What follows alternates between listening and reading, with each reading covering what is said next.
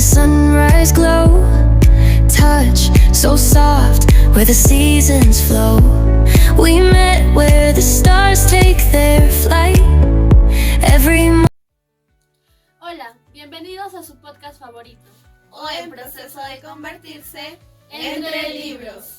El día de hoy estarán acompañados por Anaís, Brigitte y mi persona, Yasmin. En este episodio vamos a tratar sobre el anexo 1 del libro Diagnóstico Social, Conceptos y Metodología. Este consta de 3 puntos importantes. El primero son las evidencias sociales. El segundo es el proceso sociodiagnóstico. Y el tercero es variación en el proceso. Así que no te lo pierdas y acompáñanos. Antes de iniciar con el anexo 1, recapitulemos el episodio anterior, el cual trató cómo hacer un diagnóstico social. Esto se manifiesta principalmente en cómo nosotros vamos a intervenir en una comunidad, cómo nosotros vamos a identificar los actores causales, los factores de determinación del problema, qué tan improvisado puede ser un manifiesto sobre estos mismos problemas, identificando principalmente a cuántas personas perjudica o a cuántas personas involucra. Lo cual nosotros como actores determinantes vamos a identificar principalmente los problemas según sus grados. Tenemos el grado 1, que son los de emergencia, el grado 2, que son aquellos que tienen un grado leve, y el grado 3, que son problemas que manifiestan ciertas personas, nada más. La cual también tenemos factores de intervención, que son las personas, los mismos comuneros, también tenemos la municipalidad, puede haber albergues, de acuerdo a la población y situación de la misma comunidad. También tenemos que debemos identificar, de acuerdo al plan de trabajo de cada comunidad, cómo nosotros podemos intervenir adecuadamente, lo cual también buscamos generar recursos para ellos mismos a través de sus actividades, ya sean agrícolas, ya sean a través de sus actividades de ventas o alguna otra actividad que ellos realicen. También buscamos que ellos mismos generen sus propias alternativas de ventas o alternativas de solución a través de sus mismos recursos naturales o recursos que ellos mismos cuentan para generar sus propias soluciones. El primer punto que nos menciona en el anexo 1 es sobre las evidencias sociales. En el diagnóstico social nos menciona que estos no solo son datos cuantitativos, sino también cualitativos. ¿Qué nos pueden mencionar respecto a lo que dices? Bueno, yo puedo mencionar que las evidencias sociales va relacionado con nuestra carrera, ¿no? En la intervención del trabajador social, ya que estos son datos observables y significativos, lo que va a permitir comprender la naturaleza del problema. Este se puede dar en aspectos individuales, familiares, grupales o comunitarios. En la obtención de estos datos, pues se relaciona con la entrevista, ¿no? Cuando el trabajador social hace la visita social o realiza la visita social, obtiene estos datos y también se aplica las técnicas como la observación y la ficha social. El caso, por ejemplo, un caso de un adulto mayor que ha sido derivado, ¿no? Para que puedan realizarle la visita social juntamente la trabajadora social con el equipo multidisciplinario. En este aspecto se debe considerar aspectos como lo familiar, lo económico, su vivienda, salud, si es que cuenta o no tal vez con SIS, porque hay muchos adultos mayores que tal vez, sí cuenta con ¿no? Pero no está activo. Entonces se tiene que ver todos estos aspectos. De igual forma, no solo se debe considerar lo que nos dice el usuario, sino también nosotros debemos tal vez observar y tener en cuenta sus gestos, su tono de voz, porque en muchas ocasiones hay usuarios que pueden estar mintiendo. Entonces, no sé qué opinas tú, Anaís. Como mencionó mi compañera, estos datos que vamos a recoleccionar no son solo datos fríos, o sea, no es que lo que queda en sí se acabó, sino que nosotros tendremos que investigar e indagar principalmente sobre cómo ellos interactúan en la sociedad, si ellos están buscando soluciones o se están quedando conformes con la problemática presentada. Para eso mismo también nos dice Mary Richmond que estos datos, evidencias recoleccionadas a través de su cultura, a través de su interacción con la persona, a través de cómo nosotros vamos a identificar a esta persona, nos va a mencionar principalmente qué esta persona está buscando, cómo está indagando a esta actualidad, ya que nosotros, como nuestra nueva perspectiva, vamos a ver, identificar su cultura, qué tradiciones tiene y cómo le están afectando, si es que en este caso las tradiciones que él está practicando no son saludables para la persona misma. También vamos a identificar cómo esta persona está interrelacionándose con las demás personas, si está provocando un bienestar general o está aislándose a través de diferentes actividades que realiza. Yasmin, ¿qué más nos puedes mencionar?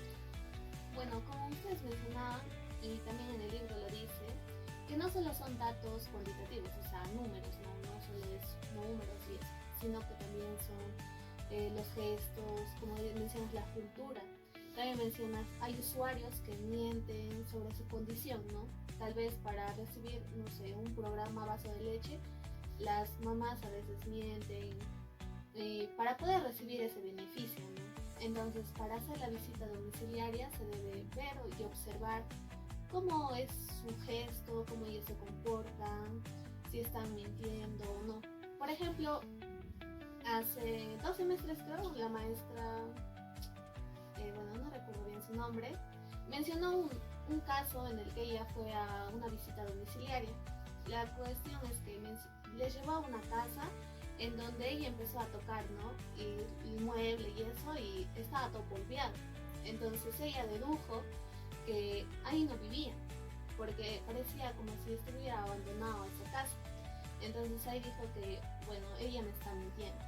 Entonces es solamente observar, ¿no? Bajo tu perspectiva y saber si la persona está diciendo o no la verdad o si realmente necesita ese apoyo, ¿no? Acotando a ello también, yo quisiera mencionar que no solo debemos basarnos en la entrevista hacia el usuario, sino también debemos considerar a los sectores claves, ¿no? Como pueden ser tal vez los vecinos, incluso familiares también. Porque como mencionas, hay personas que tal vez cuando nosotros hacemos la visita social, y un ejemplo claro de esto son las visitas sociales o las visitas domiciliarias que se da para el beneficio del comedor universitario. Cuando la trabajadora social va a hacer esta visita, muchas veces depende de las condiciones de vida que tiene la persona que está solicitando, ¿no?, este servicio. Entonces hay personas que tal vez sí cuentan con todos los servicios básicos, pero tal vez, no sé, tiene una abuelita, ¿no?, por decir, tiene una abuelita que tal vez está en condiciones mucho más precarias. Entonces ella va ahí para que la trabajadora social pueda ir a ese lugar, ¿no?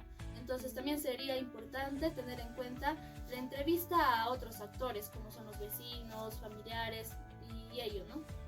Sí, de hecho también siempre mencionan, ¿no?, las maestras que tenemos que ir a preguntar a la bodeguita de la esquina, al del costado, para saber cómo son esas personas realmente y si lo necesitan, porque ellos saben más de sus vecinos. Por eso mismo, a través de la investigación principalmente, porque al momento de nosotros realizar la visita, al momento de buscar los sectores claves, como menciona nuestra compañera, vamos a ver que indagando, investigando, vamos a recolectar la información necesaria para saber si esa persona puede ser beneficiaria, ya sea de un programa social, ya sea de un comedor o ya sea de algún problema que tenga, para poder solucionarlo o en caso suspenderlo. Porque, como se sabe, si tú obtienes algún beneficio de la sociedad sin ser pobre o sin tener la evidencia necesaria para sustentar que no tienes la economía suficiente, vas a poder infringir la ley, entonces estaría cometiendo un delito. Bueno, después de que ya hayamos explicado sobre las evidencias sociales, el otro punto que menciono es cuál es la estructura para el proceso hacia el diagnóstico social. ¿Qué nos puede mencionar de Bueno, esto debe basarse en etapas, ¿no? Ya que el diagnóstico es estructurado, debe seguir un orden. Considero que primero se considera, valga la redundancia, inicia la recopilación de información, en donde, por decir un caso ya, de un estudiante que presenta bajo rendimiento académico. Este es derivado a la trabajadora social y cuando realiza la visita o la intervención, primero debe de recopilar la información del estudiante, ¿no? Esto a través de las diferentes técnicas, como ya lo habíamos mencionado, a través de la observación, de la ficha social, incluyendo los diferentes aspectos que ya sabemos, ¿no? Como es lo de la vivienda, educación, salud, entre otros. Entonces, después de ello también se debe identificar las necesidades y los problemas. Y las necesidades también pueden tal vez estar relacionados con la ansiedad, depresión. O sea, son factores que influyen a que el estudiante pueda presentar este bajo rendimiento académico, ¿no? ¿Qué más puedes considerar, Anaí? Para continuar, yo les voy a hablar sobre la análisis causales, la cual consiste en, vamos a indagar cuáles son las principales causas para que se haya determinado que hay, como menciona ella, el bajo rendimiento académico. Claro. Entonces, al nosotros indagar cuáles son las principales causas, ya pueden ser familiares, sociales, que está involucrado el bullying o la violencia familiar, ¿no? Entonces vamos a identificar después cuáles son los recursos. ¿Qué recursos cuenta el joven o la señorita? Lo cual consiste en saber si cuenta con los recursos necesarios para sus estudios o en caso contrario no cuenta con los recursos necesarios, ya sea que está teniendo bajo economía o está presentando dificultades para acceder a ciertos recursos como cuadernos, ya sea materiales que pide la institución, ¿no? Por eso mismo nosotros vamos a indagar a través de la ficha social cuáles son estos recursos que cuenta y cuáles son los recursos que no cuenta.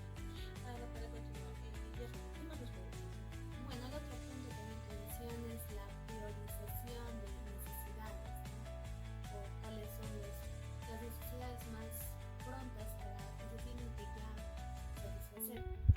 En esto pues podemos hacer, o sea, todo el mundo tiene necesidades, ¿no? Pero hay otras que son más urgentes y otras que se pueden esperar, ¿no? En este caso del estudiante puede ser, no sé, un entorno familiar más adecuado, un espacio en donde él pueda estudiar, educarse, o tal vez en el colegio no se supere el bullying, entre otras cosas, ¿no? Se debe satisfacer, hacer una jerarquización de cuál va primero, cuál va segundo y cuál puede esperar, como se dice al final, ¿no? Pero eso no quiere decir que no se deba cumplir, sino que también se debe cumplir. Y no quiere decir que porque es último es el menos importante. Todos influyen para que una persona tenga un problema, ¿no? Claro.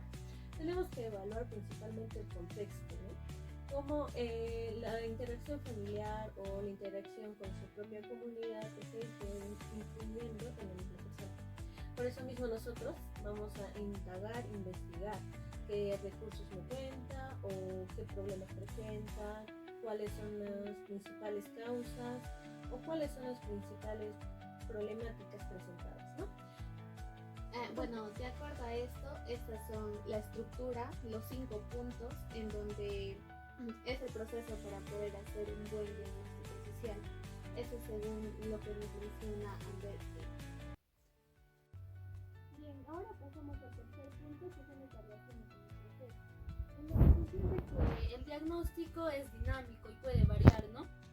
Esto va a depender al contexto social, cultural, según la edad, religión, entre otros aspectos más. Dependiendo de ello, quisiera que me mencionen cuáles son las diferentes escalas o niveles y también los errores que se deben evitar. Bueno, las escalas y niveles, como bien mencionaban, las variaciones en el diagnóstico, ¿no? Esto se puede dar pues en las diferentes escalas y niveles, lo que es en individuo, grupal y comunitario. Por ejemplo, en un individuo no va a ser la misma necesidad de uno de por acá, no sé, del centro, y de otro que es de un pueblito, son diferentes. En el otro nivel es el del grupal. Esto pues se puede entender en un grupo pequeño, un colegio que tienen las mismas problemáticas y quieren satisfacer esto. Y como bien mencionaba, también va a ser diferente. Por ejemplo, en un colegio particular es diferente su, no sé, querer llegar a algo, su necesidad, a un colegio estatal. O sea, estas son variaciones, ¿no? En el otro es en lo comunitario. Por ejemplo, en Apata, ¿no? Como bien sabemos, esta comunidad pues tiene diferentes necesidades. De llegar bien a una logística, poderse entender entre comuneros y todo ello. A diferencia puede ser, no sé, de la comunidad de Zapayanga. Esa puede tener otra necesidad, por ejemplo, el recurso de lo que es agua. Como el otro día le estaba explicando a una compañera, esta comunidad de Zapayanga no tiene desagüe. Entonces tiene todas sus veredas, todo, pero no tiene desagüe. Entonces de ellos su prioridad será eso, ¿no? Poder implementar esto, decir a las autoridades, exigirles que implementen esto, ¿no? Y los otros de errores, ¿qué nos puedes mencionar, Ana? Los principales errores que se cometen son principalmente confundir el diagnóstico con la investigación pura. No creo que insiste en que nosotros al realizar un diagnóstico social a veces investigamos excesivamente, lo cual puede llegar a perjudicar a la misma persona porque a nosotros seguir investigando, no estamos llegando al diagnóstico en sí. No estamos buscando más información, pero no llegamos a un punto final, sino seguimos en un camino sin fin. Después tenemos la excesiva investigación. Como ya les menciono, que al momento de seguir investigando estamos perjudicando a la persona porque no le estamos dando un punto final a su problema, ¿no? Una solución. Claro.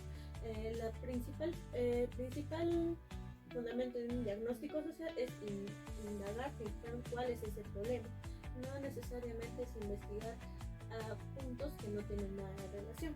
Tenemos el omitir el análisis del diagnóstico. A veces cuando nosotros buscamos la información, omitimos cierto análisis a cuál ha sido ese diagnóstico, ¿no? Y buscamos solamente darle una solución y no explicamos por qué estamos dando esa solución. También tenemos la irrelevancia y superflua investigación, que nosotros a veces investigamos lo que vemos, pero no investigamos cómo sucede.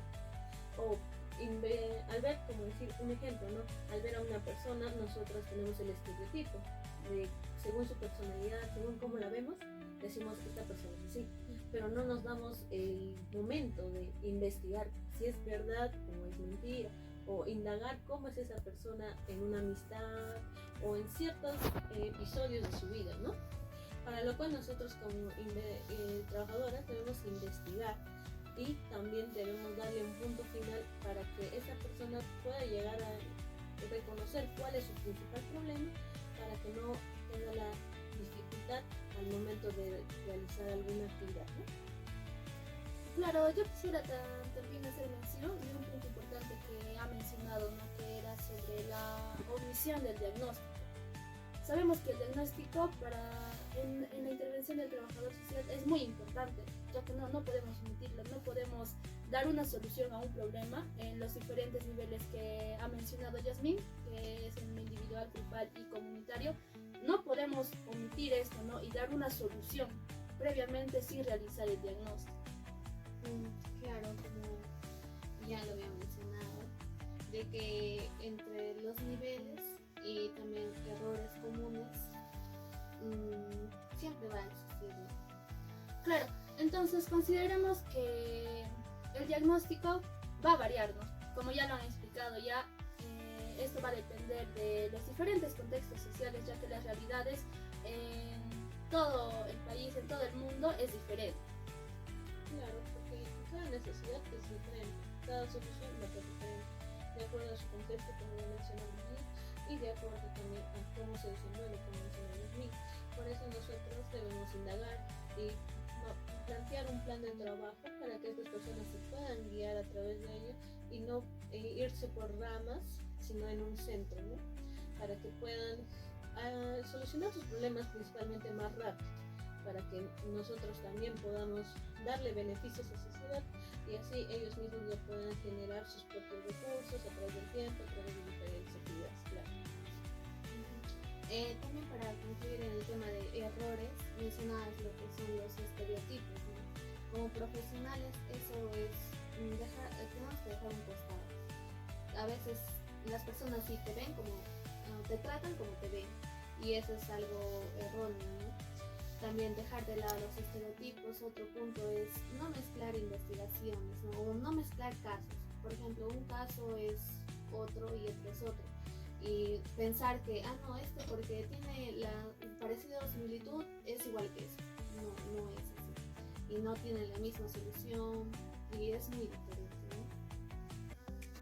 ¿no? En conclusión, consideramos que las evidencias sociales son de suma importancia. De igual forma, el proceso hacia el diagnóstico, en donde se debe seguir una sistematización y un orden.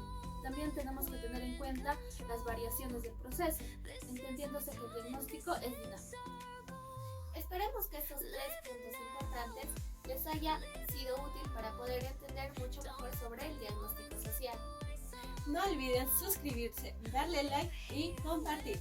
Nos vemos en el próximo episodio.